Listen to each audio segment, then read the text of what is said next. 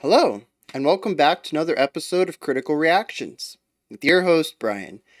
We're going to finish up this week's theme of excellent use of orchestral instruments in non classical music with a band that honestly really should have been on the channel by now. It's Muse. We've checked out Muse a couple of times in the live streams. One was for the April live stream, and one was in the May live stream. By the time this comes out, both of those should be available to watch for anybody.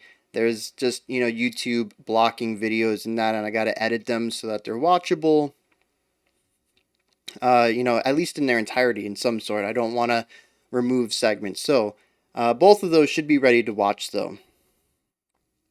Before we get into this, though, like, subscribe, ring the bell. We are going to be looking at a 13-minute trilogy, a song suite, if you will, from Muse called Exogenesis Symphony. It's 13 minutes long, and I guess we're just going to jump into this and see what it's all about. I'm pretty excited about this. Yesterday we had a pretty good 13-minute track that I was just, really digging, and let's see if Muse can follow up on that.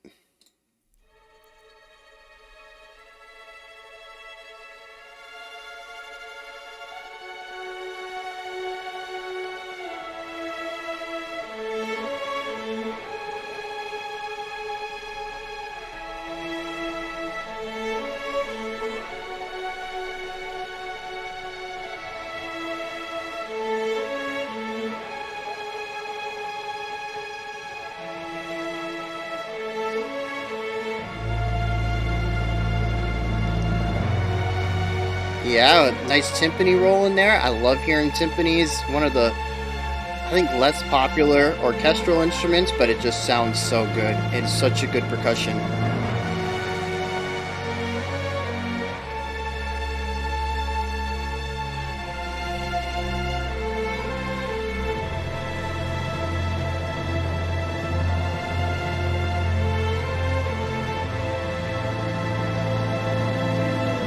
Yeah, just really exploring this melody line here.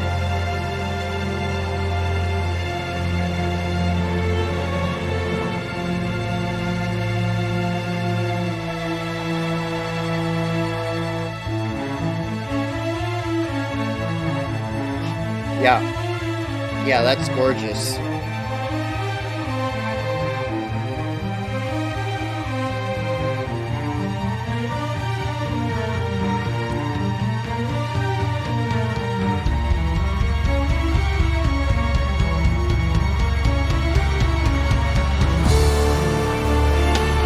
Oh man, just carry in that string and brass line.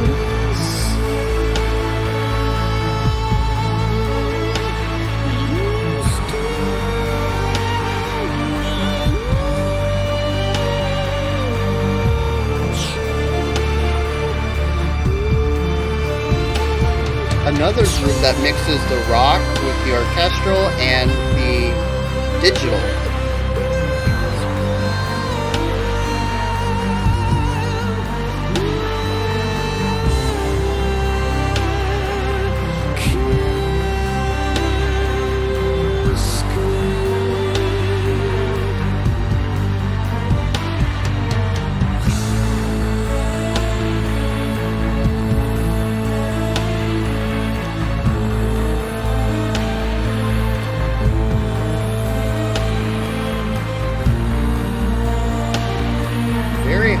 This guy has such control over his voice and just really leans into it. Kind of reminds me of Radiohead that we checked out earlier this week.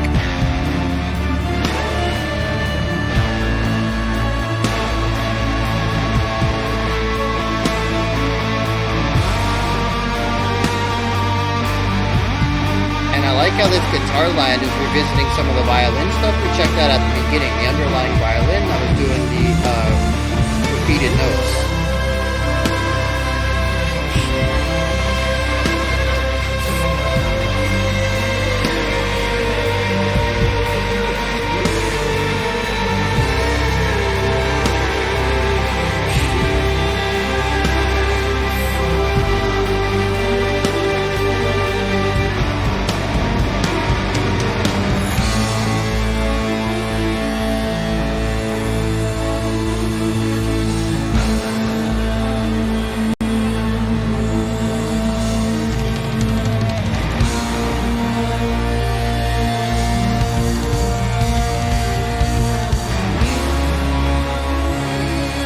what that rhythm was, but the drummer was doing something really cool back there.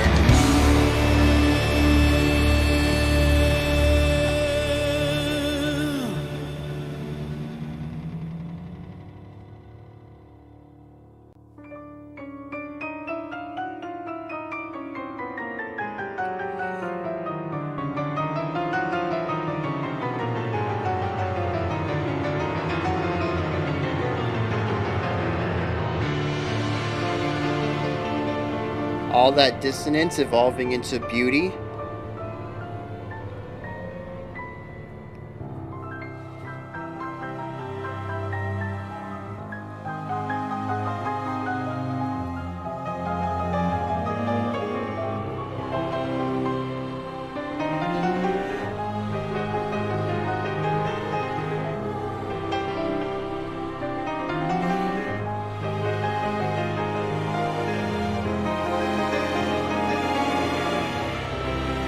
Oh, I love their resolutions.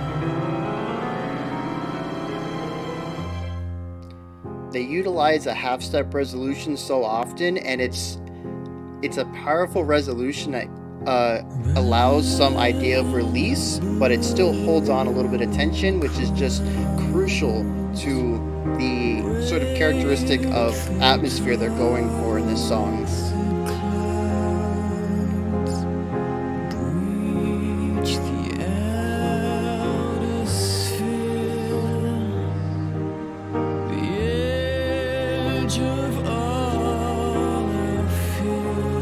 I love the range on the vocals too.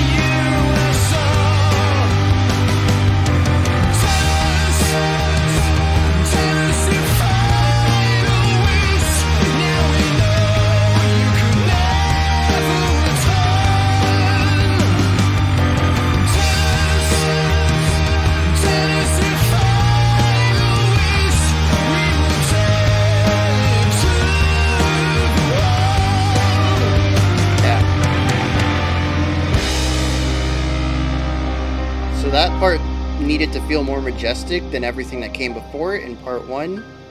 And so a lot of the resolutions went up instead of that half step down, completely changed the power and feel of the emotion of that section, and puts it in stark contrast to the kind of progressions we saw in the previous section.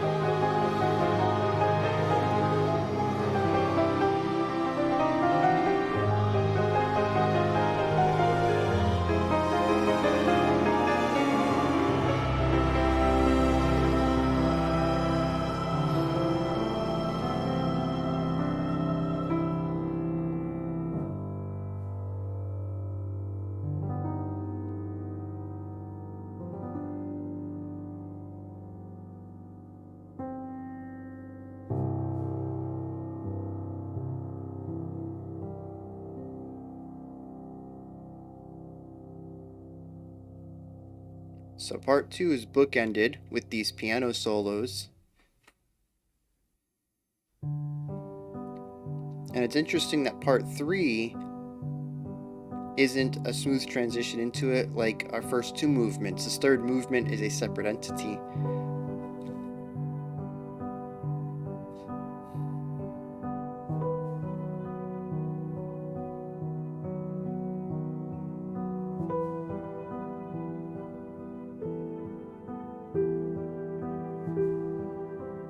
Evoking a little bit of Moonlight Sonata.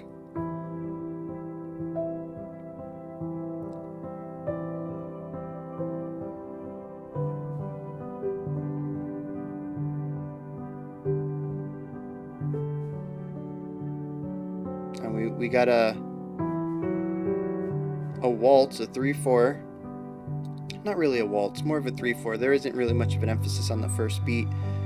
Arpeggios in the left hand, and a very sparse melody line in the right. I mean, that's Moonlight Sonata. Even some of the movements between the chords has a similar movement to it.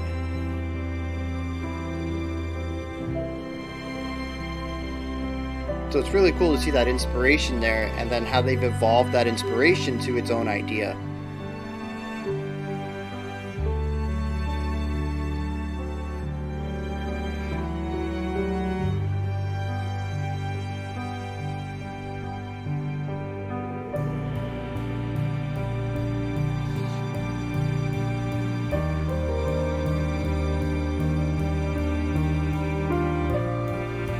Rising tension.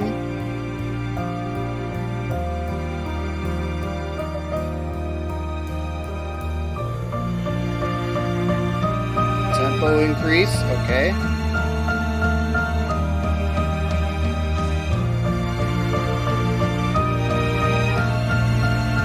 Very dynamic.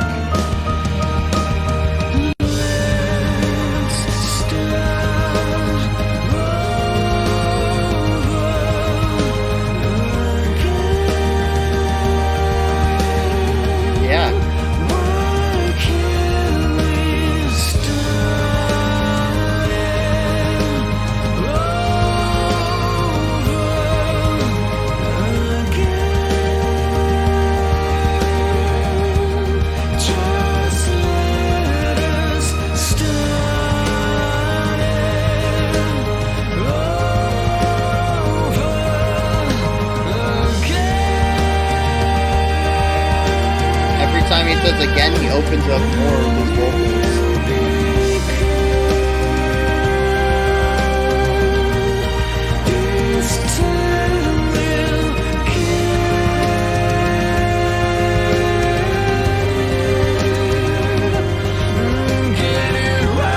I like the addition of xylophone in this section. I don't think that has been in previous too.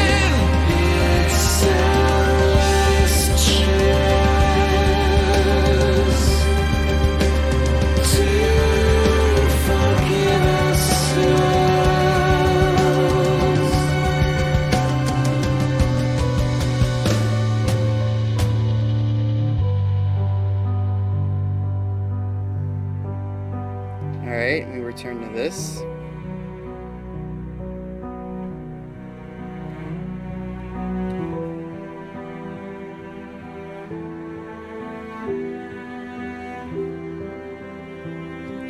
Very cool to see the same melody line existing in the piano's right hand as well as the strings, but a slight variation on it, and that the piano's playing single notes, shorter notes I should say, whereas the violins are playing long drawn out.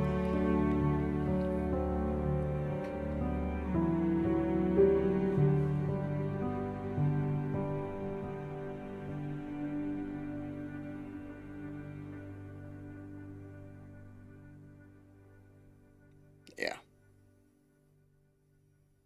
Assuming it is over. Yeah, there's probably, was it 5 seconds of silence?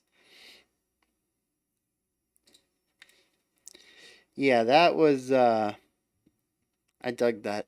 I had mentioned that we've checked out Muse a couple of times in live streams previously, and I've heard from a lot of people they need to be on the channel, they're highly requested, and having checked them out twice now on the live streams, yes, this is a band that I've wanted to get on the channel for at least a month now, but definitely a couple of weeks. I think our May live stream was 2 weeks ago now.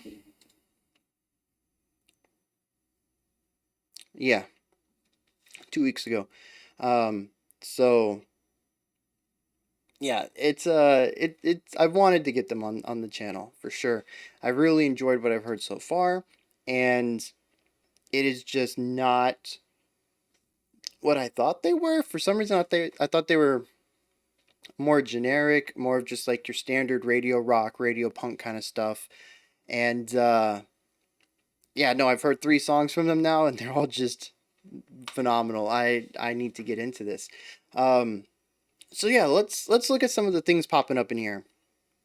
We have a symphonic rock suite of 3 movements. And the 3 movements work within each other in interesting ways. And I didn't hear any callbacks between the movements, but each movement was distinct while retaining a general style and feel. I think all 3 songs felt very similar. It's a cohesive trilogy of songs, and you can definitely see all 3 of them fitting together very well. But having said that, they do have their unique characteristics, their own unique atmospheres. They all have their own tones. And I think it's really phenomenal that they can do that. There is sort of a core pattern that exists here with these tracks. I don't think it goes too far to say that they have a style of writing. It's very Muse. And some of that is going to be the way that they sort of layer their songs. They start small, at least with these 3 tracks, and then they do a phenomenal job of layering and growth. And their way of layering these songs are all very similar. You start with the orchestral elements, you add some percussion, maybe you do a build up with your drummer in the band, your rock drums, and then you come in big with the electric guitar and these vocals that I mentioned are kind of reminiscent of Radiohead's Burn the Witch that we checked out earlier this week, in that there are these long, held out notes that kind of slur into the next syllable or note, and it is just this overarching. It's really high up in the mix, flying way above the instruments themselves, and is a stark contrast in rhythmic pattern because it is these series of whole notes with very legato attacks, if even attacks. Like I said, it is kind of a slurring effect. There is more of a slide into the next note rather than a distinct attack, even something subtle like a legato duh sound. Um, and yeah, like I mentioned, Radiohead did this earlier this week when we checked them out. It's present here as well. I don't know how we got both of these bands to do the same or similar vocal style in the same week. I think that's kind of interesting, but yeah, there isn't any uh, highly rhythmic or quickly worded, even if we stick to that legato attack where it's almost non-existent, it's still holding out these syllables. We don't get very many syllables at one time in, per bar. We might get one syllable. Um, and yeah, there is no opposite of that. We never enter a section of the song where the vocals tell the story any faster. It's always these long drawn out syllables. And I mentioned in the Radiohead one that it adds a little bit of uncanniness to the song because it is so far, divorced from how English is spoken.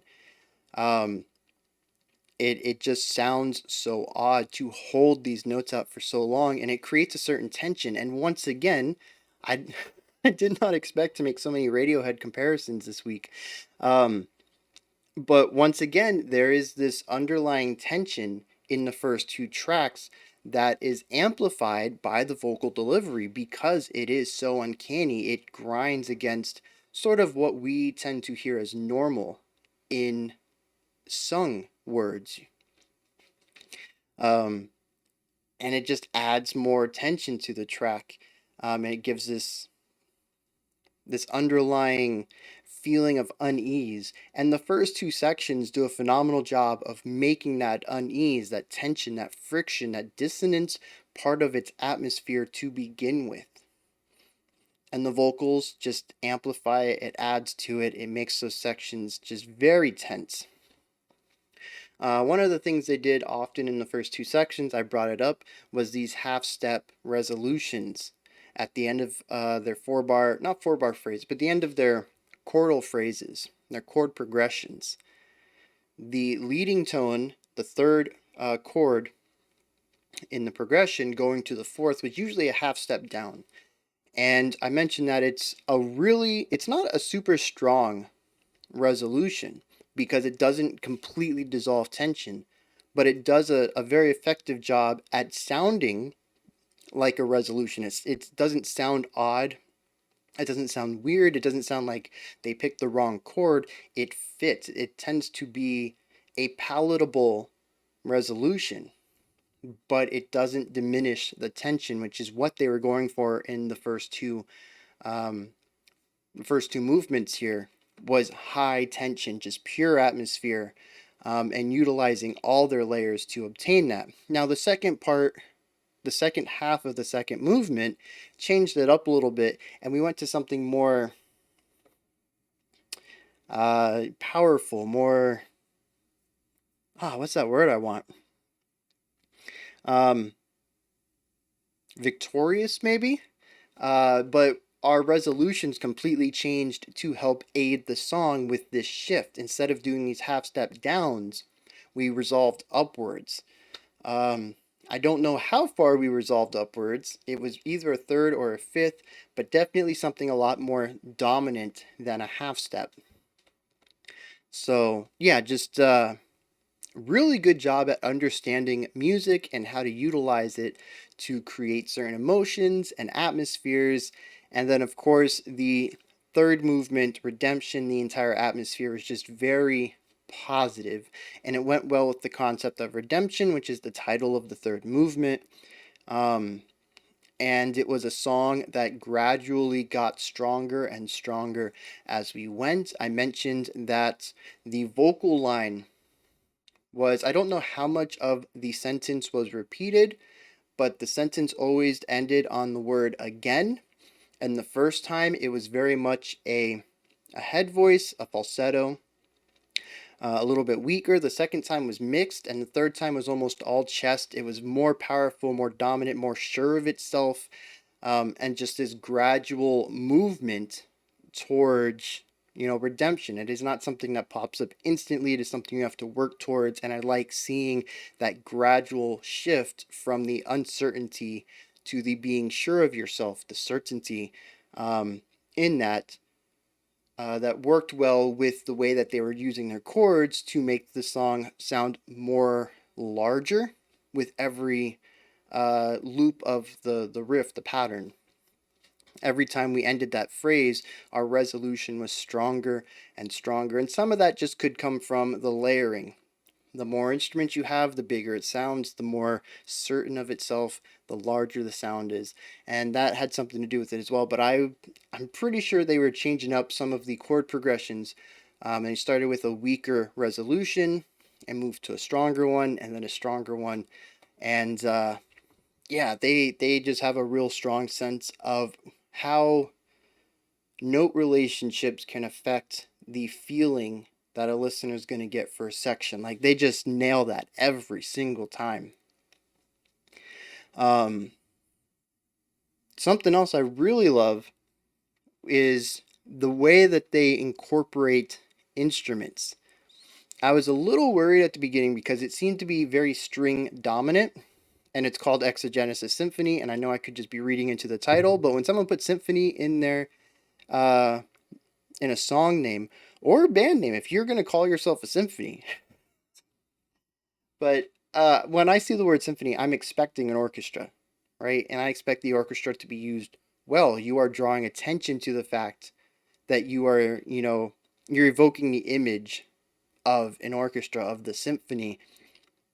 You're making me think about that. You're putting it in the spotlight. It better be done well, is what I'm saying. And starting off with just strings, I was a little worried, but then I heard the timpani, and as soon as I heard the timpani, I was like, okay, we got something here. Because, like I mentioned, the timpani seems to be an unsung hero. Without it, so many orchestral songs are going to sound weird. But it's not something that I think a lot of people think about. And it's kind of hidden. It functions as, oh man, sort of like toms on a drum. it's going to give you some lower end sound. You have several of these drum heads. They're all tuned. It is a tuned set of instruments. It has a tuning pedal on it on all four of the drums. So you can tune them to different notes, which sometimes you have to do depending on songs. Sometimes movements have different tunings for them and you need to tune between movements. Timpanis are just a phenomenal percussion instrument that is sort of like a mix between your snares and your bass drums, and then something tuned like your xylophones and glockenspiels. It's a nice little middle ground where you get the nice big boominess of, a drum head, but then you also get the pitched elements of, a xylophone or something.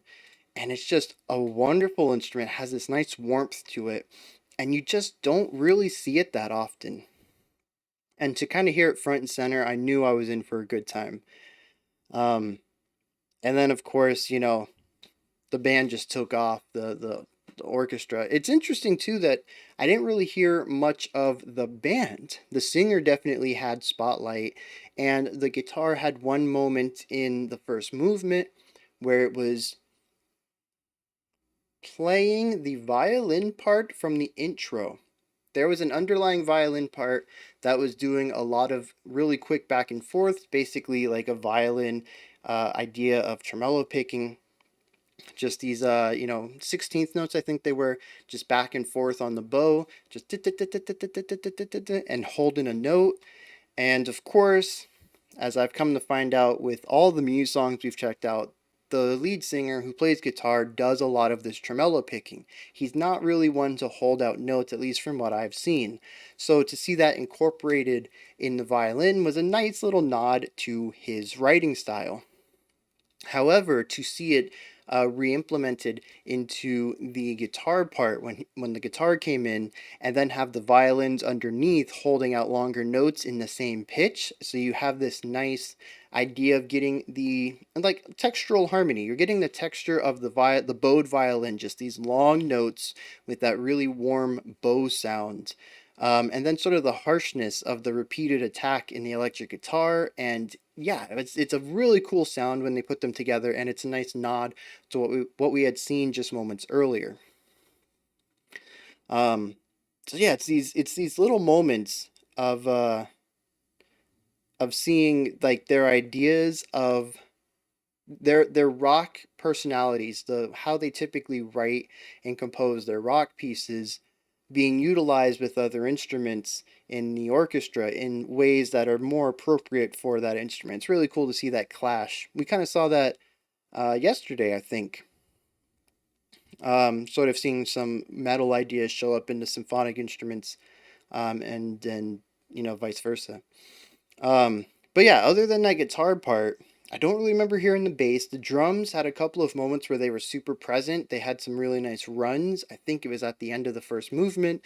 But otherwise, maybe it's just because there was so much to focus on. I don't really remember the drums otherwise. I remember hearing a snare, but that could have been the orchestral snare. I don't really remember hearing too many bass kicks. Um, so yeah, it's I don't know if it's just because there's so much and maybe I didn't get to tune in to the rock instruments that often, but I don't remember them that often. To me, it sounded more of the Muse singer singing on top of an orchestra. And it works. It does, because they can apply their rock composition ideas to these instruments, and it still comes off as a rock piece. This is very much a rock song. Um, it's heavily riff based, even in your melody lines. Which the melody lines were interesting because other than the vocalist, there really weren't many. A lot of it was sort of um repeated patterns that would fit more into the sound floor or atmosphere areas rather than a lead melody line. And even the vocals, I think they're only really melody because of their spotlight, because the vocals are heavily riff based, and they don't really change much either from loop to loop. It's just a song that's a lot about repetition. But I mean, it works in the end. One of the things I've talked about before is that repetition is a tool. writing riffs or loop-based ideas is just another tool. It's not a right or wrong way to go about writing music. I tend to enjoy, personally, as a personal bias, I tend to enjoy some sort of melody. Multiple is definitely where I like to sit, but having just one line that is moving you through the song and carrying you and providing that momentum is preferable for me to listen to a song. However, you can get to the other side of the equation like this, where you have songs that are heavily pattern based, but because there's so much going on, there's so many layers that it doesn't bother me as much, at least on a first time listen for a reaction, because I'm never running out of things to look for when I'm orchestrally listening, which is to specifically tune into specific instruments. By the time I've made a loop around and checked out all the instruments present, we're usually moving on to something else, at least in this track. So I really enjoy that. Like I said, I don't know how that's going to hold up on multiple listens, but at least for a first time, I don't ever find myself being bored with what to listen to because I've checked into everything already and nothing has changed. But that is more of a critical issue, I guess you could say, an issue with the way that I critically listen to stuff. Um, if I casually listen to this, I'd probably just sit, chill, turn the brain off, and dissolve into the overall atmosphere. But yeah, if a song's going to be heavily loop based, this is kind of what I would prefer. Is just having so many layers that the looping is sort of, it can kind of be a crutch to help with the layers because you don't have to worry about what anybody else is doing. You kind of already know the flow and pattern of things. It's a lot easier to write multiple lines when everything is sort of static. Once you start adding dynamic lines to the mix, then you really got to pay attention to every line that you add is just another obstacle when you add your next one. And you got to check almost bar by bar to see where everybody's at, what kind of notes are playing. The more notes you have in an area, the harder it is to color outside of the lines because the more things that are going to get ground against. So, yeah, but like I said, when you get to patterns and there's a lot of static elements, it's easier to build on that. It's like trying to build a building.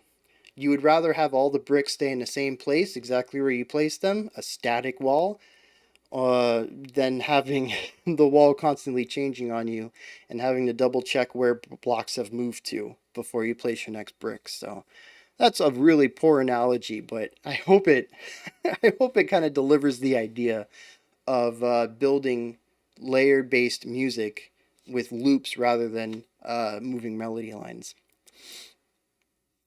So yeah, let's see. Is there anything else I wanted to talk about here?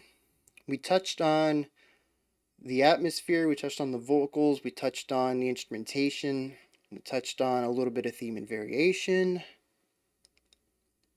Yeah, I think that's all I could really pick up on a first time. Like I said, this is a very dense track. There's a lot of layers going on. So there's obviously going to be a lot that I've missed on a first time listen, but as usual, I am fairly happy with what I picked up on and what I was able to talk about, given that this is the first time I've ever heard this, and I'm recalling 13 minutes of music, of dense music, from memory.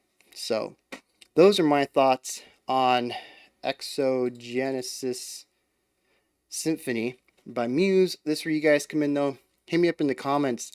Let me know if you enjoyed it or not. If you didn't enjoy it,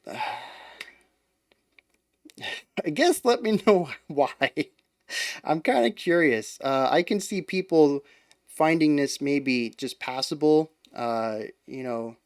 inoffensive in a way. I don't see anybody just outright hating this. And if anybody did, like I said, I'm curious. I'd like to know what about this really ground against you if that was your experience with it. Also, Muse tracks. Hit me up with them. Like I said, we've heard three. I've heard three so far. If you want to check out the other two, you can hit up the live streams for April and May. They're both in there, one in each month. I'm loving everything with Muse so far. So where should I start? Both with reactions and probably also just casual listening. When you're done commenting, head up to the description box. There's some links for stuff adjacent to the channel. Maybe you want to help support through Patreon. Maybe you'd like to join the Discord and chat with me and the rest of the community. Maybe you just want to see what I'm posting on Twitter. Who knows? Another way that you can help support the channel is like, subscribe, ring the bell. Those buttons are beneath the description box. I'll be back tomorrow at 5 p.m. Eastern Standard Time, 9 p.m. UTC with the next set the next set of special selections. These are going to be the newest ones fresh off of the reopening of the special selections program. If you're interested in that, I did post a video about it last week. You can check my channel for that. There's also a link in the description of every song, every video, with a little bit of information once you click that to figure out what's going on. All right, so if you want to get your songs selected personally, you don't have to put it in the comments and hope it gets seen or hope it shows up in a Patreon poll. You just want to get it on the channel. That's the way to do it. You specially select a song, especially check it out. That was terrible. This is why I should not do things off the cuff. All right, special selections. Until next time, remember to be critical, not cynical of the music you listen to, and have a fantastic morning, afternoon, or evening whenever you choose to watch my videos.